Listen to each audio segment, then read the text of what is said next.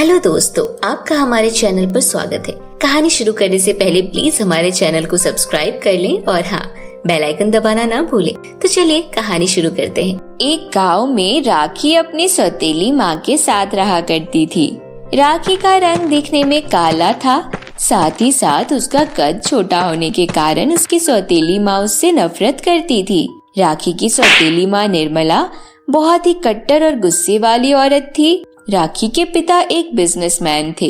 वह अक्सर शहर में ही रहा करते थे और वहीं से अपनी बेटी की परवरिश के लिए पैसे भेज दिया करते थे।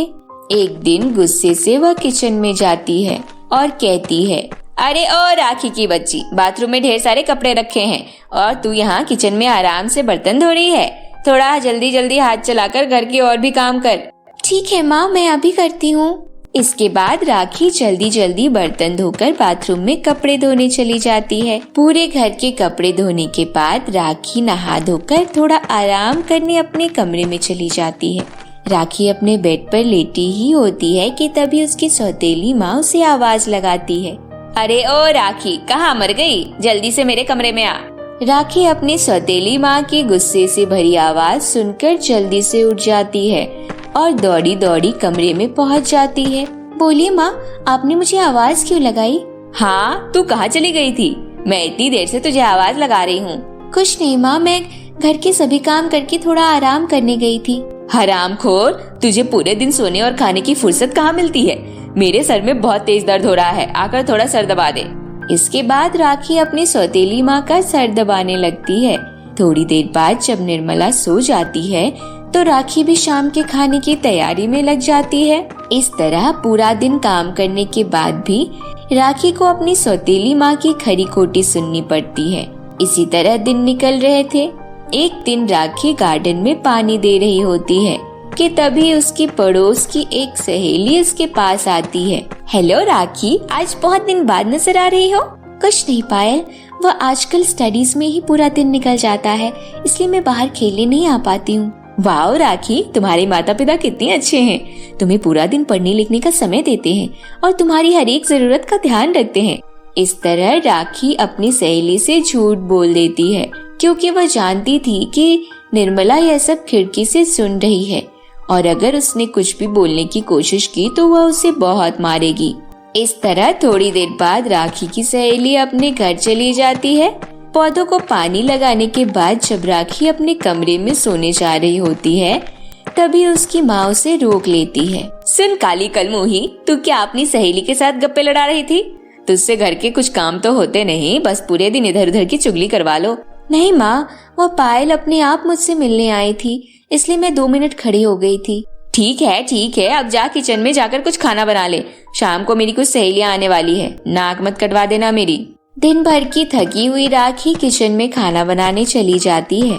राखी पकौड़े बनाने के लिए आलू काट रही होती है कि तभी उसकी एक उंगली कट जाती है और खून निकलने लगता है। यह देख राखी जोर से चिल्लाती है और दौड़कर सौतेली माँ के पास जाती है। माँ जी, कृपया कमरे में फर्स्ट एड बॉक्स ला दीजिए, मेरा हाथ कट गया, बहुत जलन हो रही है।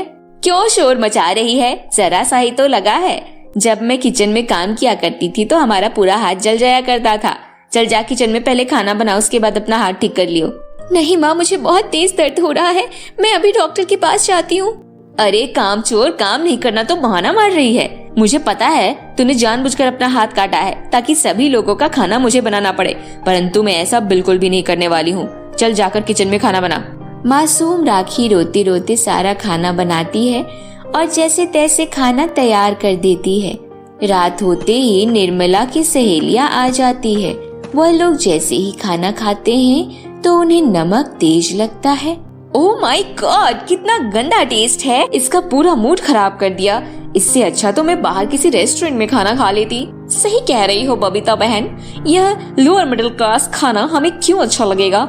इसमें से जलने की बदबू आ रही है। चलो यहाँ से चलते हैं। इतना कहकर दोनों सहेलियां वहाँ से घर चली जाती है। अपना इस तरह मजाक उड़ता हुआ देख निर्मला बहुत क्रोधित होती है। निर्मला किचन में जाकर राखी को बहुत मारती है, जिससे राखी के पैर में चोट लग जाती है। अपने ऊपर इतना अत्याचार देखकर राखी बहुत दुखी होती है और आत्महत्या करने के लिए नदी किनारे चली जाती है। राखी देर रात को जंगल की तरफ जाती है और नदी के पास पहुंच जाती है। हे जादुई नदी, मैं अपनी जिंदगी से बहुत दुखी हूँ और मैं मरना चाहती हूँ, कृपया मुझे अपने अंदर संभालें। इतना कहकर राखी नदी में कूदने जा रही होती है कि तभी राखी की सगी माँ की आत्मा वहाँ प्रकट होती है। नहीं मेरी प्यारी बेटी, तुम्हें इस तरह किसी दूसरे की वजह से अपने आप को मारने का कोई हक नहीं है। क्या तुमने कभी सोचा है, मेरे बाद केवल तुम ही अपने पिताजी का सहारा हो। तुम्हारे मरने के बाद तुम्हारी वह सौतेली माँ लालच में आकर तुम्हारे पिताजी की सारी प्रॉपर्टी अपने नाम करवा लेगी। तुम्हारे पिताजी किसके सहारे जिएंगे? तुम बेफिक्र होकर घर वापस चली जाओ। मैं तुम्हारी सौतेली माँ को एक मौका देकर आ रही हूँ। अगर इसके बाद भी वह नहीं सुधरी तो मैं उसे कड़ी से कड़ी सजा दूंगी। यह लो, यह जादुई गुलाब तुम रख लो। इस गुलाब से तुम जो भी चीज मांगोगी वह चुटकियों में तुम्हारे सामने प्रकट हो जाएगी। इसके बाद तुम्हें कभी भी कोई मुसीबत हो, यह गुलाब से कह देना, यह तुम्हारी हर प्रकार से मदद करेगा। इतना कहकर राखी की सगी माँ वहाँ से गायब हो जाती है। हे जादुई गुलाब, कृपया मुझे जादू से मेरे कमरे में भेज दो। गुलाब ऐसा ही करता है और अपने जादू से राखी को उसके कमरे में पहुंचा देता है। उस रात राखी जादुई गुलाब की मदद से भर पेट खाना खाती है और चैन की नींद सोती है। अगली सुबह राखी जल्दी उठकर घर के सारे काम कर लेती है। राखी सुबह सुबह अपनी सौतेली माँ के कमरे में चाय देने जाती है तो वह देखती है कि उसकी सौतेली माँ तो ठंड से कांप रही है। यह देखकर राखी बहुत घबरा जाती है। क्या हुआ माँ, आप ठीक तो है ना? नहीं मेरी प्यारी बेटी, मुझे कुछ समझ नहीं आ रहा है। मेरी बॉडी इस तरह क्यों कांप रही है? मुझे लगता है मुझे हाई फीवर हुआ है। अब मैं बच नहीं पाऊंगी। नहीं माँ, आपको कुछ नहीं होगा, मैं अभी आती हूँ। इसके बाद राखी अपने कमरे में जाकर वह जादुई गुलाब ले आती है। माँ, ये जादुई गुलाब है, आप कृपया इसे एक बार सूंघ लें। इसकी खुशबू मात्र से ही आप पहले की तरह स्वस्थ हो जाएंगे। राखी की सौतेली माँ ऐसा ही करती है और उसकी खुशबू सूंघते ही वह पहले की तरह स्वस्थ हो जाती है। यह सब देखकर उसे अपनी सौतेली बेटी पर बहुत नाज होता है और वह अपनी पिछली सभी गलतियों के लिए उससे माफी मांगती है।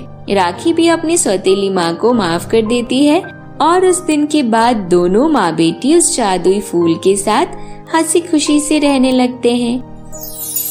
तो मेरे प्यारे दोस्तों, कैसी लगी आपको मेरी यह कहानी? हमें कमेंट करके जरूर बताइएगा। और यदि यह कहानी आपको अच्छी लगी हो तो इसे अपने दोस्तों के साथ जरूर शेयर करिएगा। तो फिर मिलती हूँ आपसे ऐसी ही किसी नई इंटरेस्टिंग मजेदार हिंदी कहानी के साथ। तब तक के लिए बाय बाय दोस्तों।